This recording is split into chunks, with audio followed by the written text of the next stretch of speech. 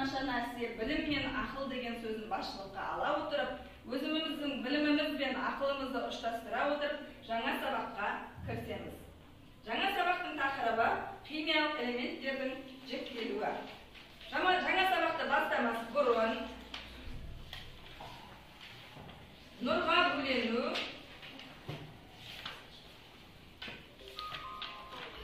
көзімізді жұмып қарап отырамыз.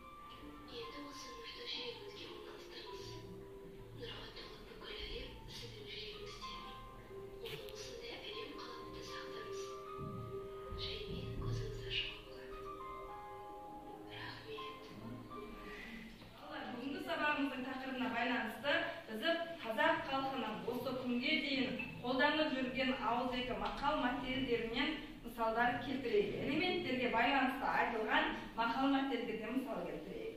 Кім айтады? Айтайық. Мысалға арпа, бидай,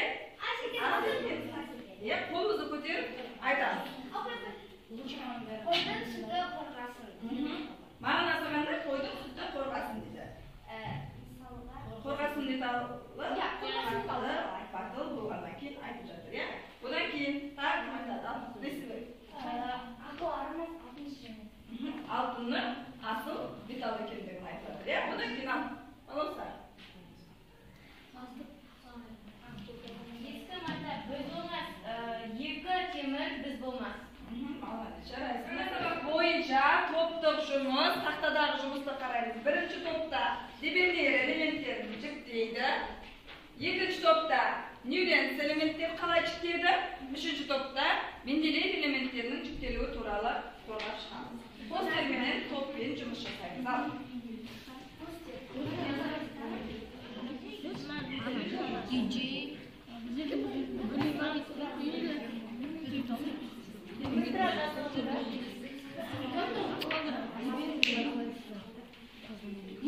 Және диаграмма істейік.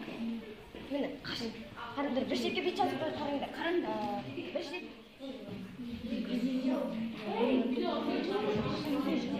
элементтерді қалай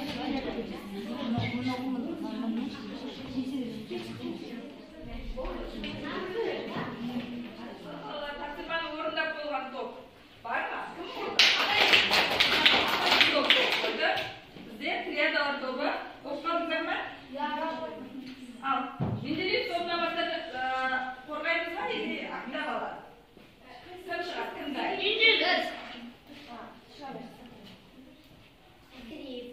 Менделеев жарты 9-шы жылы периодтық кестені ойлап тапты. Оның басқа кестелердің ашықшылығы элементтер мен олар кесетін жай және күрделі фактор қасиеттері сол элементтердің атомдық массаларына периодтық түрде орналастырды. Кемшілігі Менделеев кестесінің Менделеев кестесін ашқанда атомның құрылысын ештеңесін білмеді. Атомның құрылысына қарамады, кейбір жерлерде салыстырмалы массаға бағынбайтын элементтер болды. Иә? Жарайды.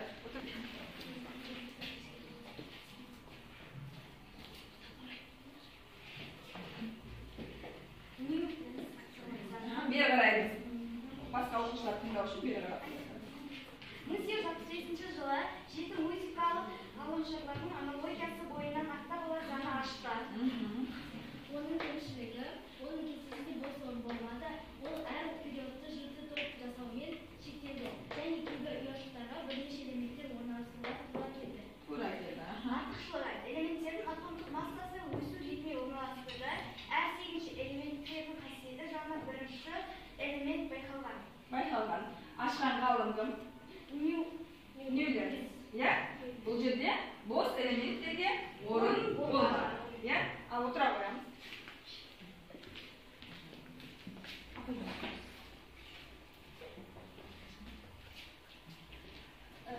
1829 жылы Бернер элементтерді жіктеді.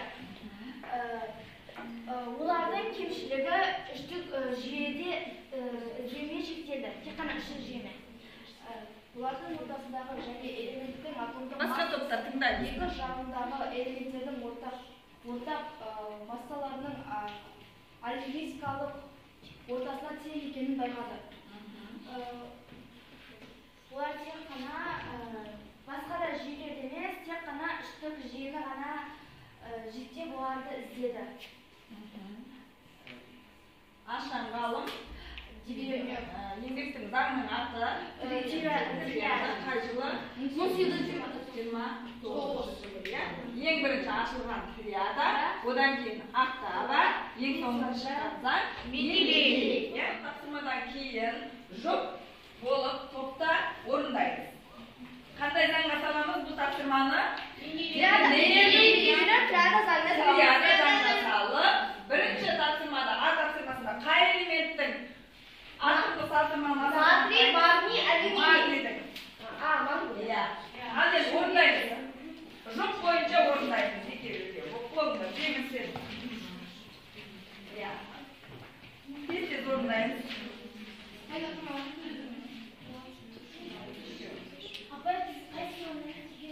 Екеуінде, жұппен екеуінде. Алдымызда тапсырманы орындап болсақ, мен жауабын шығардым. Дәптерімізді ауысып, бір-біріміздің дәптерімізді тексереміз. Ал жұп бойынша бөлінген бір-біріміздің дәптерімізді алмасамыз, тексереміз.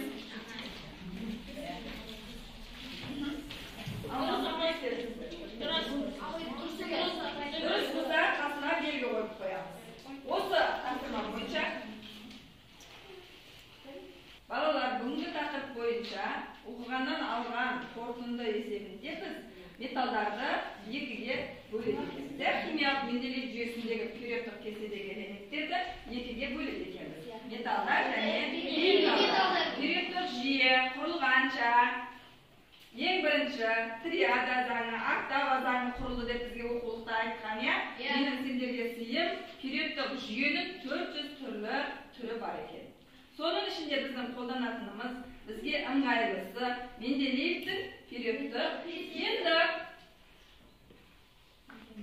Менделеев осы периодтық кестені түсінде көріп 20 жылдан кейін жүзеге асырған екен. 20 жылдан кейін құрып шыққан екен.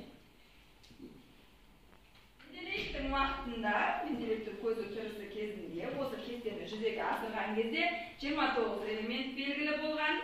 Менделеев 65 элементтің белгілі болған 65 элементтің кестесін жасап кеткен. Қалай жасаған? Ол карта ойнағанды жақсы көреді дағыны. Осы карта арқылы периодтық жүйені жүзеге асырған. Сендер де оқығансыңдар, иә? Периодтық жүйені жүзеге асырған. Енді біздің пайдаланып жүрген периодтық жүйеміз қысқа нұсқасы. Бұл негізі периодтық жүйе 18 топтан тұрады.